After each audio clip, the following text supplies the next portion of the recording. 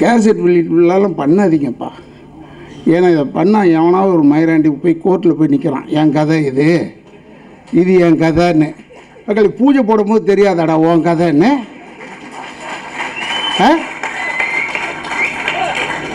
மயிராண்டி முடிவில் தான் தெரியுமா? நான் பேசும்போது மயிராண்டின்னு கெட்டதை பேசிட்டாரா? டே என் மூச்சே ஆகுதுரா. சிங்கம் கர்ஜிக்காமல் எப்படிடா இருக்கும்? உடனே இவர் இதை பேசிட்டார், நான் போலீஸுக்கு போகிறது போட பார்க்காத போலீஸா பார்க்காத ஜெயிலாக என்னடா இது? ஜேம்ஸ் பாண்டு கதையை திருட முடியாது சனியை. ஆனால் அது வேறு ரூபத்தில் திருடி ஜேம்ஸ் பாண்டு ஜெய்சங்கர் பேர் வாங்கிட்டு போயிட்டாரா. அவர் மேலே யாரா கேஸ் போட்டீங்க? ரவிக்குமார் பட்ட கஷ்டத்தை பார்த்தா சின்ன பையன் மாதிரி ஓடி ஓடி டேம் மேலே ஏறுறது, கீழே வர்றது, ஐயோ சாமி, அது ரொம்ப கஷ்டம். அப்படி ஒரு டைரக்டர் சின்ன பையன் மாதிரி பம்பரை மாதிரி சுற்றி எடுத்தார். உடனே இங்கே அடம் நீ இப்போ உட்காந்துட்டு பேசுறியாடா பரதேசி நாய.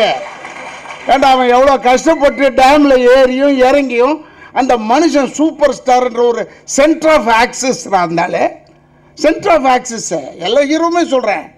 படத்துக்கு அந்த ஹீரோ டேட்டு கொடுத்ததுனால எங்களுக்கெல்லாம் வேலை.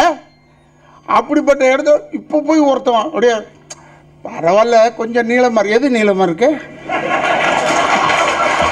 அப்படி கேட்க தோணுதா இல்லையா? எல்லா கதையிலையும் தான் அப்பா அம்மா இருக்காங்க. தியாகராஜ பாகவதர் காலத்தில் படம் பார்த்தேன், அப்பா அம்மா இருக்காங்க, கேஸ் போடலாமே. என் கதையில் அப்பா அம்மாவை திருடி வச்சிருக்கான்னு. அப்பா அம்மா இல்லாமல் எப்படா? அப்பா அம்மா இல்லாமல் நீ எப்படி? அப்பா ரவிக்குமார்லாம் செத்து போயிட்டான் மனுஷன். 5000 மனுஷால் நடிக்கிறான். ஏய் அங்கே போ, ஏய் இங்கே போ. இவர் தமிழ் டைரக்டரு, அங்கே போனால் கன்னடத்தில் பேசுகிறான் அவன் பூரா. அவங்ககிட்ட போய் இவர் ஏய் கன்னடத்தில் என்னது ஹேளு படம் இது அப்படின்னு திட்டுறாரு. அவனுக்கு அந்த ஏழு புரிஞ்சு போய் ஓகே சார் சொல்கிறான். மற்ற 2 ஐட்டமும் புரியல அவனுக்கு. ஒன்று சொல்கிறேன், தயவு செய்து இதை பெருசாக விளம்பரம்லாம் பண்ணாமல் டக் எவ்வளோனாவது ஒருத்தர் இருப்பான் இந்த கூட்டத்தில். பாம்பு சட்டை கதையை நல்லவேளை டைரக்டர் ஒரு லைனில் சொன்னார். முழுசாக சொன்னார்னு 10 இஷ்டம் ஆயிடுச்சு. முழுசாக சொன்னார்னு ஒருத்தர் ஏஞ்சிடுவான், ரெடியாக போயிடுவான். அது என்னுடைய கதை தான். அது யார் கேட்குறா உங்கள் கதையா? எந்த காலத்தடா சொல்லியிருக்கீங்க கதை? கஷ்டப்பட்டு உருவாக்கின மனுஷங்களை போய் தொந்தரவு பண்ணி சிரமம் பண்ணி புழிஞ்சு சாபத்தை வாங்கிக்காதீங்கடா நாட்டில். எம்ஜிஆர் காலத்தில் இப்படி கிடையாதுடா. புரட்சி தலைவர் காலத்தில் செஞ்சுருந்தேன்னா மாவனை கரெக்டாக இருந்திருக்கும். நடிகத்தில் காலத்தில் செய்யலையடா நீங்கள். அப்போல்லாம் படங்கள் அழகாக வந்தது. எவ்வளவும் சொல்லலை பாவம் பண்ணி பியாங்கதுன்னு மௌன முடிஞ்சிரும் கதை. இது ஒன்று சொன்னோம்னா ராதாரவி கொலை மிரட்டல் ஒருத்தன்.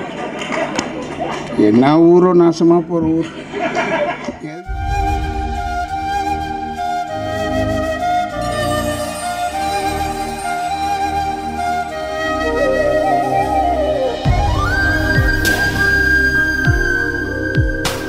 இப்பொழுது விற்பனையில் ஜன்னல், சமூகத்தின் சாளரம். இது ரசனைகளின் ரங்கோலி.